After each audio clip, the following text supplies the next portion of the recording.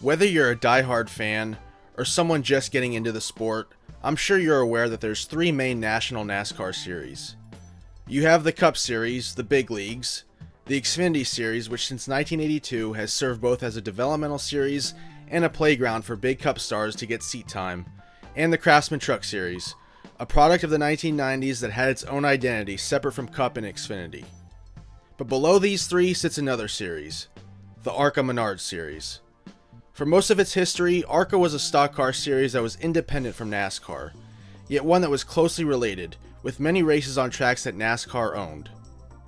Initially serving the Midwest market after the demise of USAC's stock car series, ARCA was a proving ground for up-and-coming stars and a home for drivers and teams who couldn't quite get the funding necessary for the Xfinity Series.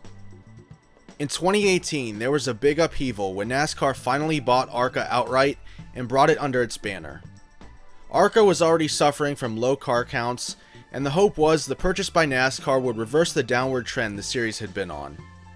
As we sit here in 2025, the series is more stable for sure, but the issues that have plagued it for years continue to plague it. The races are rarely competitive, the entire field is made up of either well-funded development drivers and good equipment, or backmarkers on a shoestring budget. There's really no middle ground. One other knock-on effect the ARCA purchase had was it made the level just below the Truck Series in the NASCAR pyramid even more crowded.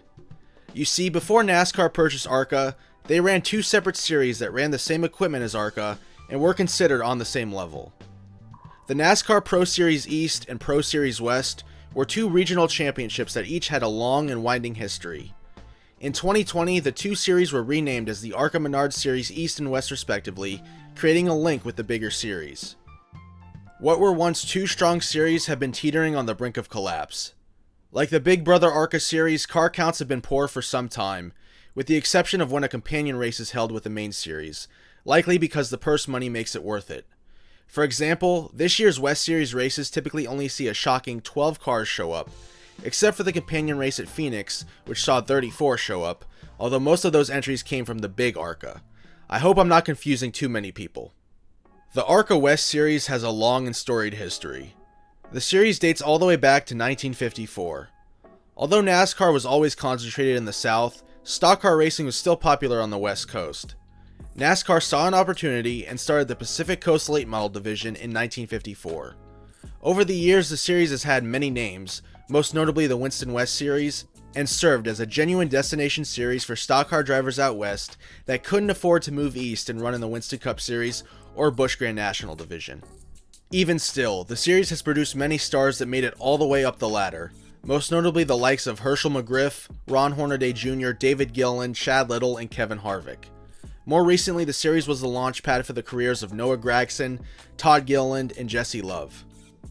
Like the West Series, the East Series has a similar story. Another region of the United States that had a strong stock car racing scene, but no NASCAR presence, was the Northeast. In the 1980s, the Busch Grand National Series rarely ventured outside the Southeast. In 1987, the NASCAR Busch North Series was formed as a way for a full-fledged stock car tour to serve New England, New York, and Pennsylvania.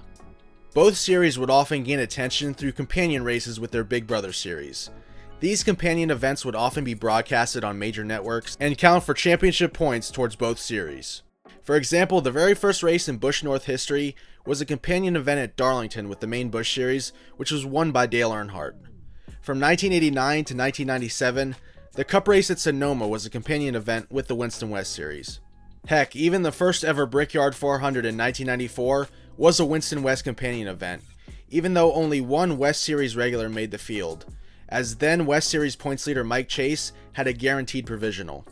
The East Series developed its own brand of regulars through the 1990s, like Mike Stefanik, Andy Santerre, Brad Layton, Mike Olson, Kelly Moore, and Matt Kobaluk. It was a series that had a strong Northeastern identity, but this identity would be whittled away over the years. As the years pressed on into the 2000s, the Busch North Series schedule continued to evolve, and over time there were fewer races in Connecticut and New Hampshire, and more races in Virginia, North Carolina, and Tennessee. By 2006, the series name had been changed to the Busch E-Series. But what really altered the path of both series, but the East Series in particular was the arrival of big cup teams using the series as a development home for young drivers that they felt were capable of moving into the Big 3 series. 2007's East Championship was dominated by a 17-year-old Joey Logano in a fully funded Joe Gibbs entry, and soon enough you had the likes of DEI and Michael Waltrip Racing fielding entries in the East Series for future drivers like Trevor Bayne and Ryan Truex. In the short term, this was actually a boon for the series. The 2012 East Series contained the likes of Kyle Larson, who won the championship, Corey LaJoie, Brett Moffitt, Chase Elliott, Bubba Wallace, Daniel Suarez, Ryan Blaney, Nelson Piquet Jr., and even Tyler Reddick, who won on his series debut in the season finale at Rockingham. This crop of drivers are some of the big stars of today, so the East Series definitely served its purpose as the ideal development home. But these days, the races on both the West and East Series schedules have been cut down from 16 to 8, car counts are low, and the spread in equipment doesn't provide any developmental benefit. The back-to-back East Series champion, William Sawalich, has found himself struggling mightily with the step up to the Xfinity Series, even though he drives for Joe Gibbs Racing. So why have these series fallen off so much? Well, like anything, I believe it comes down to money. The rising cost to compete in this series, even running spec cars, does not make it worth it with how little the prize money is. We recently had big cup stars complaining how the $1 million prize for winning the All-Star race hasn't grown over the years with inflation. If purse money in the Cup Series is stagnant, you can bet that purse money for the Regional Series hasn't grown either. If you're going to run a car at this level, only running the main ARCA Series would be remotely worth it.